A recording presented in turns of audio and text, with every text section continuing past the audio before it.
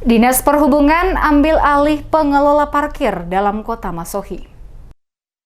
Dinas Perhubungan Kabupaten Maluku Tengah mengeluarkan surat edaran penghentian sementara seluruh rutinitas penagihan retribusi parkir oleh para juru parkir pada sejumlah lokasi perparkiran yang berada dalam wilayah Kota Masohi. Penegasan ini disampaikan langsung PLT Kepala Dinas Perhubungan Maluku Tengah Egen Pikarima di ruang kerjanya pada Sabtu 6 November 2021.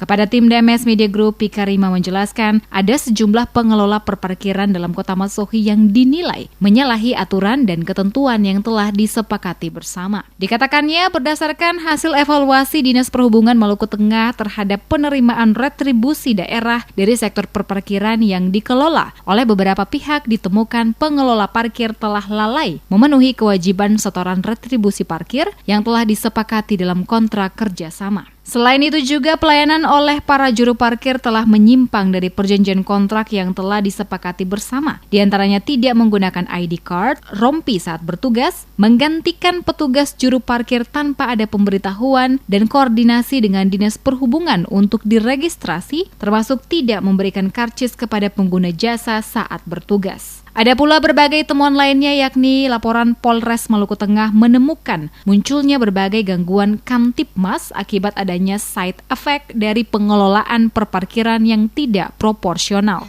Dengan demikian, maka untuk sementara seluruh kegiatan perparkiran ditangani langsung oleh Dinas Perhubungan Maluku Tengah sebagai penyelenggara perparkiran di tepi jalan umum. Jika nantinya di lapangan masih ditemukan ada juru parkir yang melaksanakan kegiatan penagihan parkir kepada para pengguna parkir, maka hal ini dikategorikan sebagai pungutan liar dan akan berurusan dengan tim Saber Pungli Polres Maluku Tengah.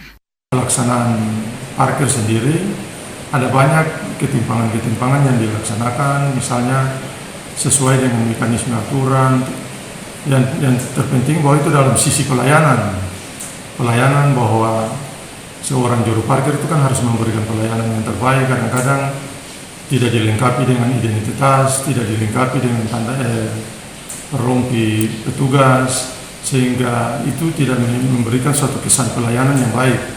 Yang kedua, kewajiban-kewajiban juga terhadap ketentuan dalam kerjasama itu yang tidak dipenuhi. Itu yang memang menjadi satu catatan, di samping bahwa ada hal-hal lain yang secara non-teknis itu mempengaruhi. Lebih lanjut dikatakan Pikarima kepada mereka pengelola perparkiran dimintakan untuk segera melakukan pembayaran tunggakan setoran parkir sampai dengan bulan Oktober 2021, paling lambat 15 September 2021. Dan jika tidak dilakukan pembayaran, maka Dinas Perhubungan akan melakukan proses hukum sesuai ketentuan yang berlaku.